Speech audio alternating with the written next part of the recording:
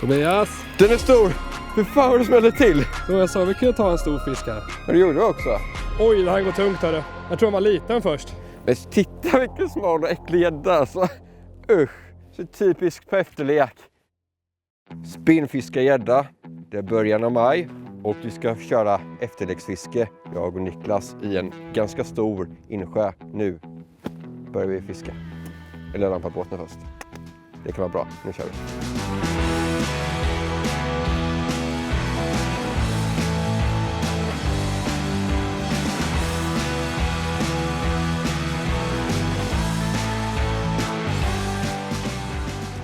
Då har vi kommit fram till första platsen som vi ska starta på och jag har aldrig fiskat denna sjön tidigare och när jag kommer till ställen som jag aldrig fiskat på tidigare och jag är med någon som har fiskat där så brukar jag alltid fråga massa frågor typ innan så att jag vet ungefär vad jag ska köra med. Så Niklas, hur djupt är det här och sen så undrar vilka färger brukar fungera och vilka beten har du fått bra på sådär tidigare? Vi kommer börja fiska på ungefär 3 meters djup och den här viken är ungefär 3 till ungefär en halv meter djup. Så vi börjar djupt och sen tar vi oss långsamt in. Och det som fungerar bäst är jiggar för mig för tillfället och lite mer neutrala färger, lite mörkare färger tycker jag har varit som bäst här. Och eftersom det är naturliga färger som Niklas hade fått bäst på här så kommer jag börja med denna färgen. Den är typ brun och lite transparent. Och sen så har jag satt på ett 7 grams flexad huvud. Det tycker jag är perfekt när man kör typ 3 till 1 meter.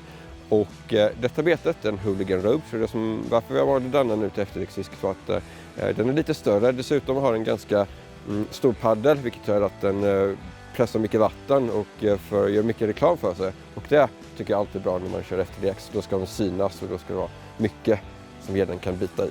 Ja, då ska vi börja jobba oss in i viken här och se om vi kan hitta på någon fläck här där det står till gädda.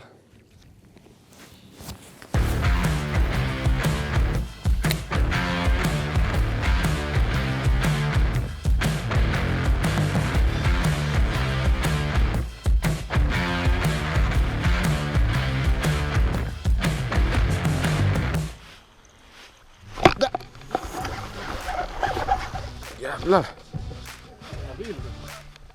Det är efterleksfiske. Shit alltså. Och nu har vi fångat första fisken för idag. Vi har inte tagit tafsen än. Så, nu är den fångad. Och det är alltid bra när man så åker ut och inte riktigt vet hur fisk kommer vara. Att om man väl får en fisk så vet man att ja, då är det fan fisk här. Så det är alltid bra tecken att få någon information. Här har vi den. Så på den där. Som jag bytte faktiskt färg till en annan och så en röd stjärt. Fungerar det bra. Kul att byta lite. Så Niklas, då är vi igång här. Vad säger du? Då är vi igång, ja. Första fisken nu. En liten slämpelle. I med den och sen så bara fortsätter vi och kör. Gött att få känna på lite spöberg. Det var gött. Ta en till. En till fisk. Det är kul med efterleksfiske. Det är hyfsat hårda hugg. Men det är ingen stor fisk. Kanske kommer. Ja. Det vet vi inte. Kör gäddhiss på denna. Ja, det var en redig gris. Den är riktigt bäst. Titta på den. Det ser ut som en större gädda och att biter på den. Det kan också vara efter leken. Jag är inte riktigt säker på var. Det blir lite köttigare men ja. Det är bra att det hugger i alla fall. Det är bra. Släng in så tar vi fler. Hej då!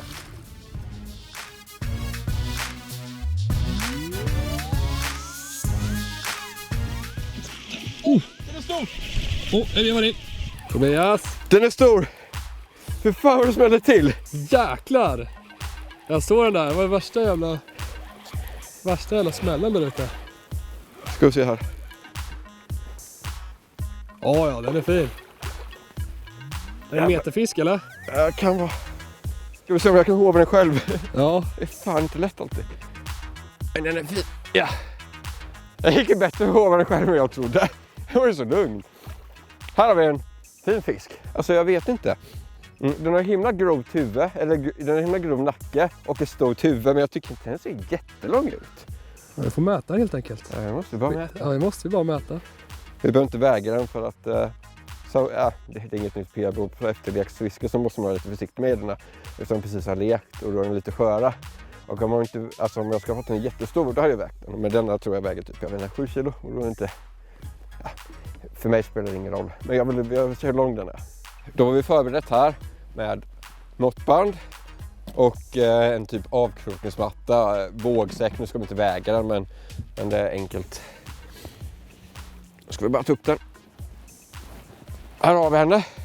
Stort huvud, ganska bred nacke, men det är liksom ingenting i magen och hon var inte extremt lång så hon väger inte så mycket.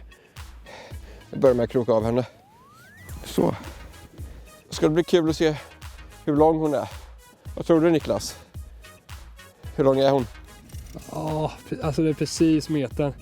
Tror du det? Ja, 102 kanske. 97. Jaha, ja, hon såg fan längre. Jag tyckte hon såg större ut. Ja. Förvånad. Lite fläsk har hon.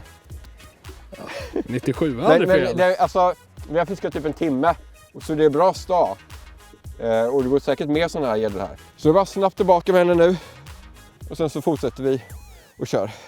Ska vi se om hon vill iväg. Men jag tror vi har varit ganska snabba med henne. För jag har ju inte vägt henne. Så det ska inte vara några problem alls. Nej, det var det inte. Så jag sa vi kunde ta en stor fisk här. Ja, det gjorde vi också. Det var helt okej fisk. Men något som var intressant där längre ut där vi började. Där var det 7,2 grader. Här inne är det typ 10,1 grad. Så det är helt klart att det finns ingen anledning för fisken att vara där ute när det är mycket varmare här inne. För fisken, gäddorna vill ha så varmt som möjligt. Så såklart så kommer vi kommer få mer fisk här inne. Det är bara att köra på. Det tror jag med. Bara nöta det.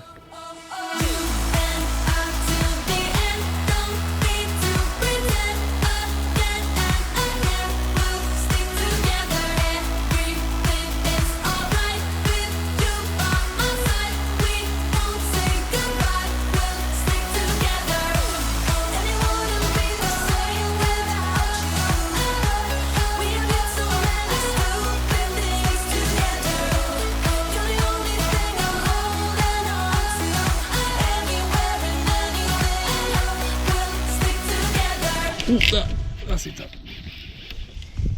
Den här är bra. Den här går tungt, hörru. Har du hov någonstans eller? Oj, den här går tungt, hörru. Jag tror den var liten först. Men här går tungt. Ser du hur djupt den går eller? Ja. Han är stor. Meterfisk. Oh yes, Ja, in med det. Frågan är meterfisk alltså. Men nästan.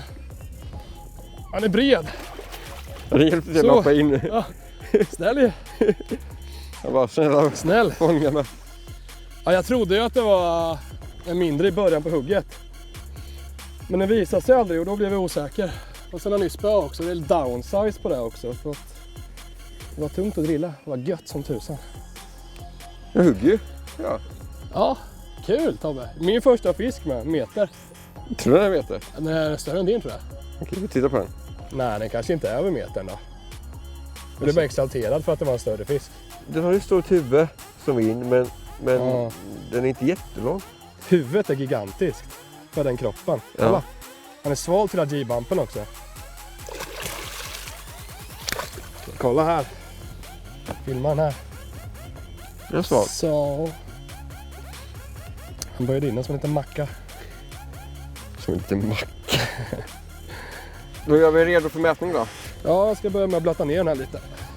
Vill du väga den? Nej. Nej. Vi gör som på din. Det räcker bara med att du mäter den lite kul. Det kan vara... Ja, det är alltid kul att se. Han är storhuvade här. De äter brax. Ja. Och sutare. Ja. Och fan vad arga de är också. Kolla på det här. Skitlack. Han bara, du ska inte leka med mig. Nej, det är fan mindre än din. Han är där. Han är 97 typ. Ja, men vi releasar nu. Ja. Kul att du hugger lite nu. Ja. Wow. Det var som i andra filmen. Exakt likadant. Kul. Ja, vad skönt. Det är kul fisk idag. Det är skönt när det händer lite. Det är min första fisk för idag också. Och 98 är aldrig fel. Ja, men vi nöter på här. Det verkar ju döhett för tillfället. Vi måste se denna gäddan alltså. Detta förklarar vad det är som vi fiskar. Titta här. Vilken smal rackare. Så typiskt på efterlek. Smala jäklar som vill äta upp sig så snabbt som möjligt. blir det stenhårda hugg. Och så kan man köra lite större beten så gör mycket reklam för sig när man fiskar. Men titta vilken smal och äcklig gädda alltså. Usch. Tur att det inte var typ 120 cm. Det hade varit kul om det var 120 cm, men det hade typ inte vägt. Det hade vägt typ 8 kilo eller någonting. Ja, typ. Ja, typ. Ja. I med den. Nu börjar solen gå ner här. Vi kommer fiska typ 45 minuter till. För att tanken är att vi ska åka fiska en annan sjö morgon. Och då har vi inte komma upp, rampa upp för sent och sen så komma dit mitt på dagen. Utan vi tänkte, vi kör här tills det börjar bli mörkt. Och sen så åker vi upp, dampar. Och sen så kör vi en annan sjö tidigt imorgon. Och där tror vi på att det kommer vara riktigt bra. Jag hoppas vi kan ta en gris imorgon. De går ju där också i den sjön.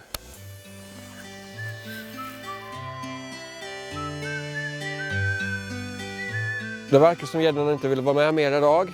Efter solen gick ner så blir det lite temperaturskifte i vattnet. Det blir någon grad kallare och det gillar de inte. Så vi kommer åka hem nu. Så vi kommer hem i tid när det blir mörkt och så ska vi upp tidigt imorgon och fiska i en annan sjö. Så nu kör vi hem, Niklas.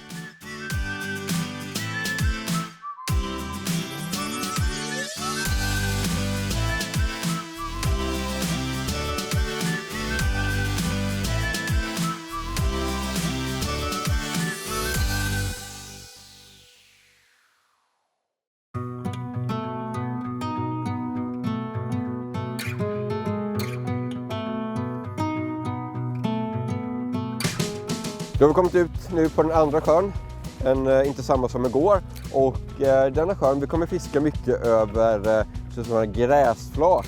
Och där står gäddorna och gömmer sig nu efter reken. Men det är så att gäddorna här, de står oftast, de där gräsflaken är ganska stora. Och gäddorna står ganska koncentrerat på de där gräsflaken och vet inte riktigt var de står. Så vi kommer lägga upp fina drifter här med båten. Så när vi väl hittar ett ställe med en gädda, vi får ett hugg, så kommer vi sätta en spottlock på ekolodet. Och sen så kommer vi kanske ankra upp med elmotorn så kommer vi stå där och nöta lite. Så lägga upp långa drifter och sen så när vi får hugg så kommer vi stanna där. Så då är det bara att börja fiska och se om vi kan hitta var de står för tillfället. Vi kommer fiska ungefär likadant som vi gjorde igår. Vi kommer börja på lite djupare vatten. Sen kommer vi fiska oss in på det grundare vattnet och leta lite varmare vatten. För det kan vara så som igår att de uppehåller sig på varmare vatten. Och vi kommer göra samma sak som igår. Vi kommer köra med stora jiggar med stor paddel. För det gav mycket vibrationer igår och där fick vi huggen på också. Så sätter vi igång.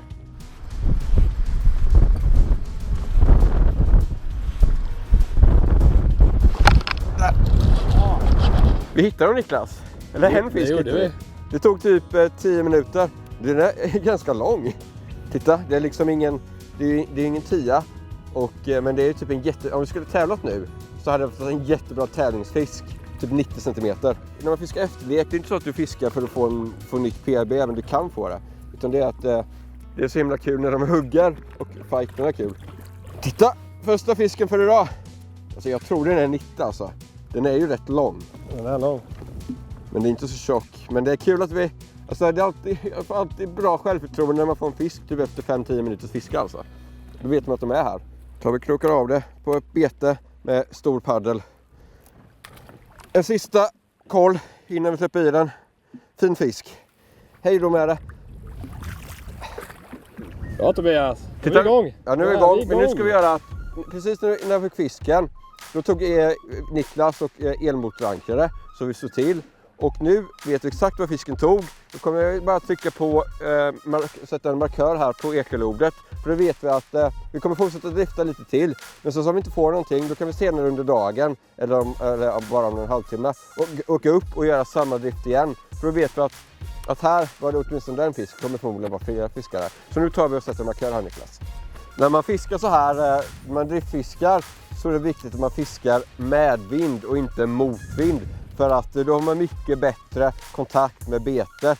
För om man vill göra ett spinnstopp till exempel, om man fiskar medvind, så är det jätteenkelt att bara sluta veva och sen så gör den spinnstopp. Men om man skulle fiska motvind och göra ett spinnstopp, då åker båten med vinden, vilket gör att även betet åker med vinden. Och då blir det ingen spinnstopp. Dessutom om man vill fiska ganska sakta och fiska medvind så är det inga problem, då är det bara att veva saktare. Men om man skulle fiska motvind så får man även där båtens fart med när man vevar, så får man tänka på det.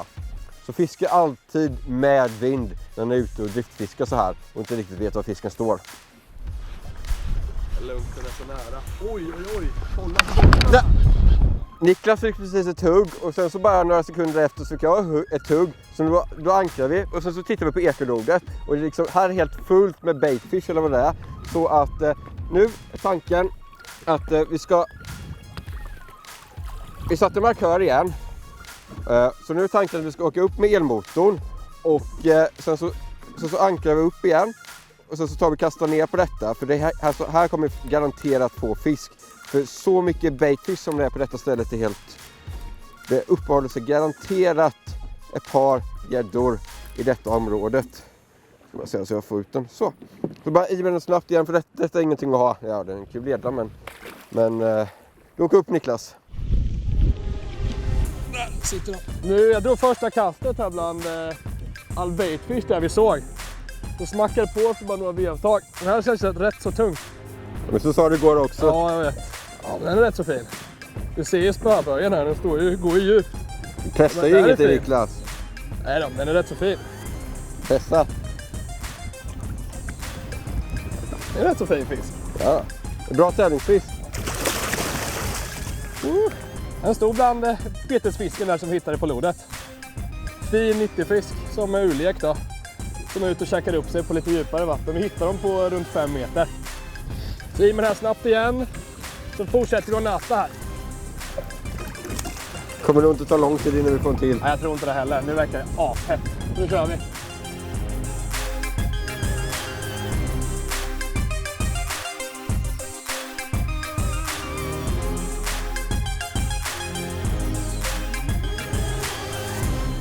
Nu har vi driftat här en stund och det har inte hänt någonting då. Så vi ska åka upp igen. Och vi gjorde en markör på Hummingbird-lodet. Så det är perfekt. Då tar vi motorn och kör upp igen.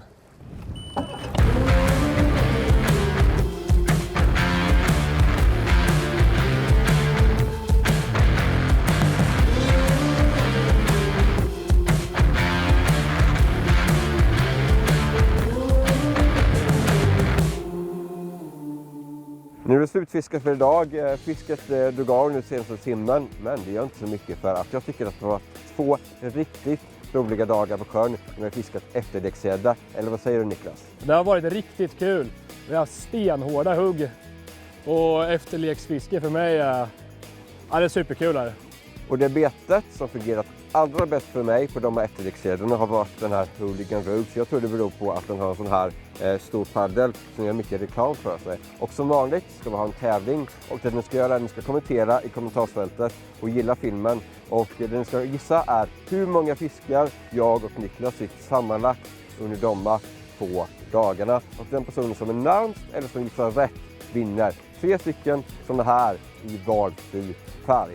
Och sen får ni ha ett roligt efterleksfiske på er. Tja, nu åker vi hem.